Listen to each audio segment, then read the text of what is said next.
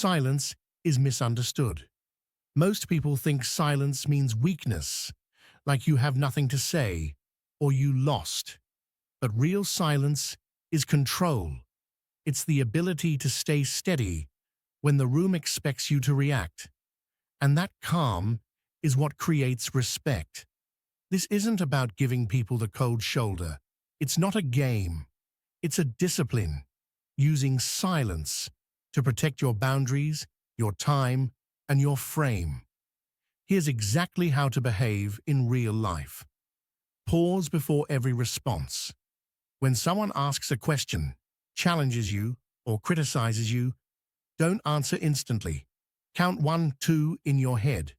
That tiny delay tells everyone you choose your words. Reactive people are easy to steer. Measured people are hard to push. Practice. Drop your shoulders, inhale through your nose, exhale slowly, then speak. Calm breath first. Words second. Don't fill the gap.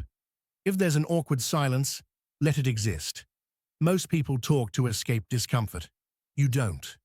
Hold eye contact, keep your face neutral, and let the other person feel the weight of what they said. If they throw a jab and you rush to defend, you reward the jab. If you pause, you remove the reward. The person who controls the pace controls the interaction. Speak in short sentences. Over-explaining kills respect because it sounds like you need permission. Replace speeches with clean lines. That doesn't work for me. I'm not available. I'm not discussing that. No. Then stop talking. Calm plus clarity is authority. Rule: one sentence, then silence. If you add a second sentence, make it a boundary, not an excuse. When criticized, ask for specifics, then stay quiet. Vague criticism is often a hook. You've changed. You're selfish. You think you're better. Don't defend your character. Pause and ask, what do you mean exactly? Then silence. If they're honest, they'll give examples. If they're manipulating, they'll stay vague. If they stay vague, close it. Okay, if you can't be specific, I'm not discussing it. Silence after that is strength. When guilt is used, don't argue. Guilt sounds like, after all I've done, wow, okay, I guess you don't care. Your move is simple. I hear you. Pause. My answer is still no. No debate, no apology. Consistency earns respect. If they escalate, repeat once. Same tone, same words.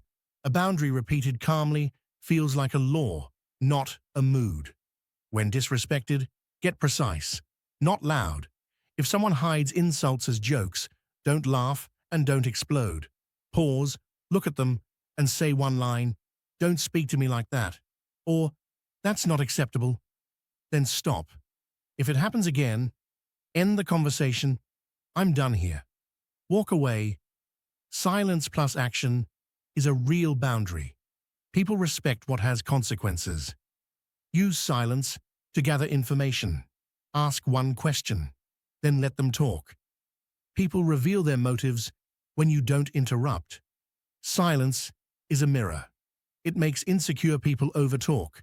Dishonest people contradict themselves, and controlling people expose their tactics. Try this in meetings. Say less, take notes, and speak only when you have something clean and decisive. Your words will land heavier. Now, 3 ready-to-use responses for common situations. If pressured to decide fast, I don't make decisions under pressure. I'll tell you tomorrow. If dragged into an argument, I said what I said. Then silence.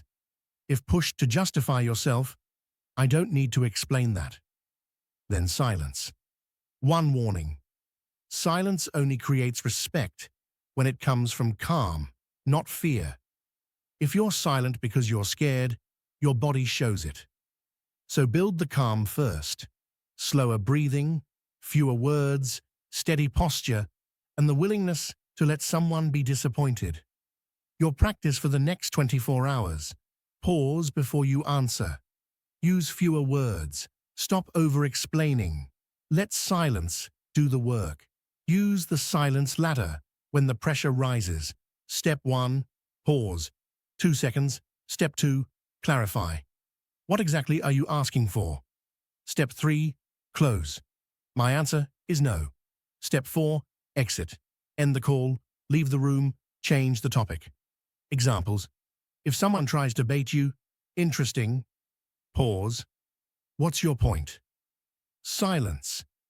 If someone demands an explanation, I'm not going to justify that. Silence. If someone threatens withdrawal, that's your choice. Silence. If someone keeps repeating themselves, I've answered. Silence. And remember, silence doesn't replace communication. It upgrades it. You break silence only for 3 reasons: to state a boundary, to ask a clarifying question, or to make a decision.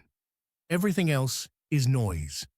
Mantra: calm face, slow breath, fewer words. That's why silence makes people respect you. If you master this, you'll notice something. The more you stop chasing respect, the more it arrives. Because your presence feels settled, not needy.